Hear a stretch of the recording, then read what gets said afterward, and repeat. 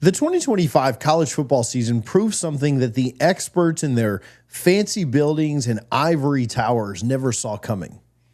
While the pundits were obsessing over transfer portal rankings and NIL payrolls, something different was happening in West Texas. They were looking for the flashiest graphics on signing day.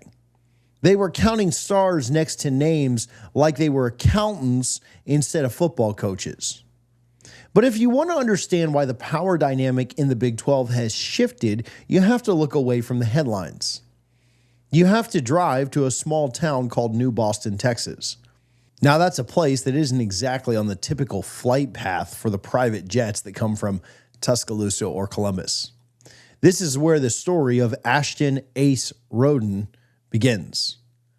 Back when Ace was playing on Friday nights, the major recruiting services didn't know what to do with him. They looked at his metrics and they shrugged. They slapped a low 3-star rating on him and moved on to the next prospect in the major metro area. The narrative was set before the tape even rolled. They said he was too small for the grind of the SEC. He didn't have the frame to survive the physical punishment of the new Big 12. The big schools in Austin and College Station didn't even bother to stop by the schoolhouse. They were too busy chasing 5-star athletes in Florida and California to pay attention to a kid in their own backyard. But Joey McGuire wasn't looking at the star rating. He wasn't interested in the opinion of a scout who had never stepped foot in New Boston. Maguire did the one thing that many other programs never do. He picked up the phone and he called the head coach at New Boston directly. The conversation wasn't about 40-yard dash times or vertical leaps. Maguire didn't ask for a highlight reel or a list of offers. He asked a simple 5-word question that has become the backbone of Texas Tech football. He said, "Is he one of us?" The coach didn't hesitate. He answered yes. And that was all Joey McGuire needed to hear. And in a few short years, when Roden is running through contact, when he's churning out 6 yards a carry when everyone else was grasping for air, it will prove that McGuire's philosophy is right again. A philosophy that Texas Tech trusts the high school coaches and character of a player more than the star ranking. Now, really quickly, this is part 2 of our new series on Texas Tech football. If you're enjoying this, we'd love it if you subscribed. But finding a future hidden gem like Ace isn't exactly enough to build a dynasty. You can get lucky on one player and win a few games. To truly dominate the state of Texas, you need to turn that isolated system into a repeatable system. You need to understand why the 2026 landscape looks so different than anyone predicted. The power dynamic in Texas has officially flipped. If you look at the final standings of the 2025 season, the numbers tell a story that money can't buy. Texas Tech finished the season ranked number 4 nationally. The University of Texas was sitting at number 11. Texas A&M was behind them at 12. How did this happen? It wasn't because Texas Tech found a secret vault of money that others didn't have. Everyone in the Big 12 has SEC money. Cash is no longer a competitive advantage. It's just the entry fee. The shift happened because Joey McGuire and his high school recruiting chops. He is jokingly called by some the president of the Texas High School Coaches Association.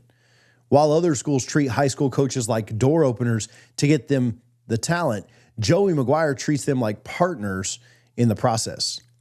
For Joey McGuire, the phrase, "I am a high school coach," isn't just a line in his bio. It's a badge of honor that he wears every single day.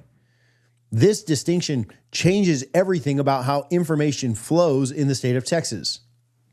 When a high school coach in Texas has a player who is a dog but is being overlooked by major services, they have a decision to make. They want their player to go somewhere where he will be developed and respected. Their first call often is not to the offices in Austin. It's not to the staff in College Station. Many times their first call is to Lubbock.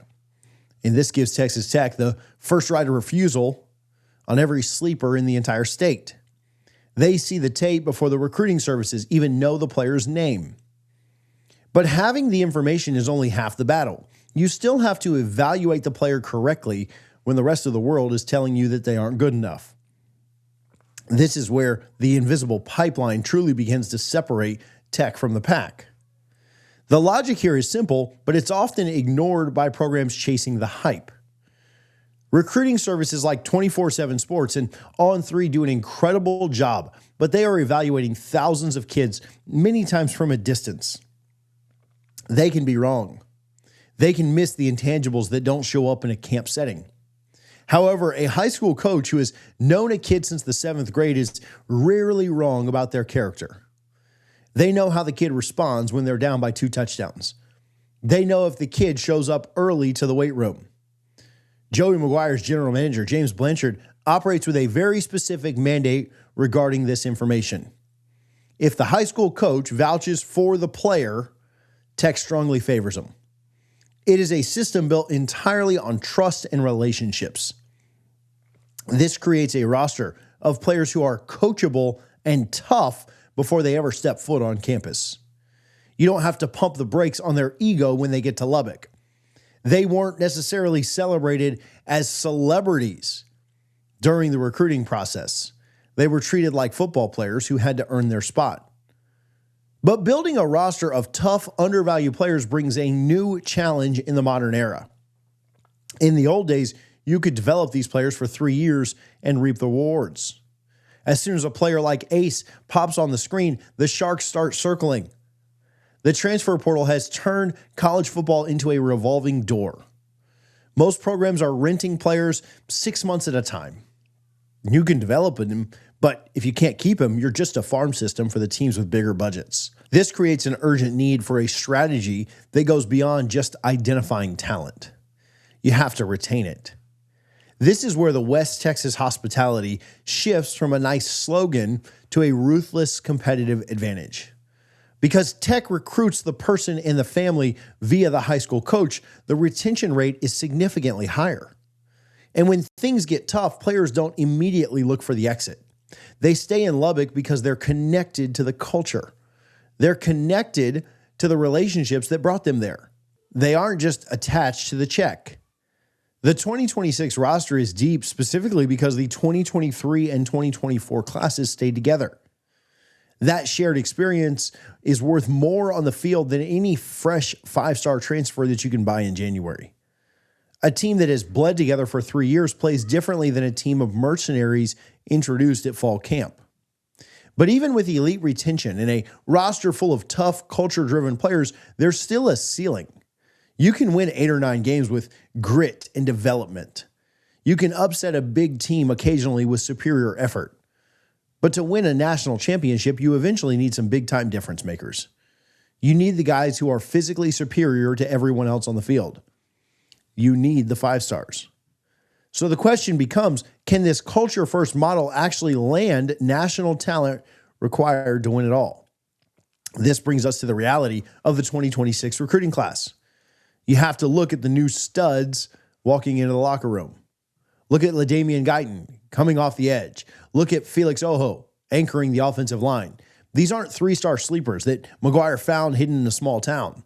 They are legitimate national 5-star recruits who could have gone to any school in the country. They had offers from Georgia, Ohio State, and Alabama, but they chose Texas Tech. This is the crucial point that the rest of the country is just starting to wake up to. Texas Tech is now getting both types of players. They locked down the hidden gems through the high school coaching network.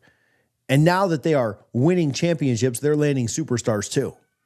Joey McGuire has built a high floor with the tough kids who refuse to quit. And he's also built a high ceiling with the elite talent that changes the geometry of the game. It's a dangerous combination for the rest of the conference.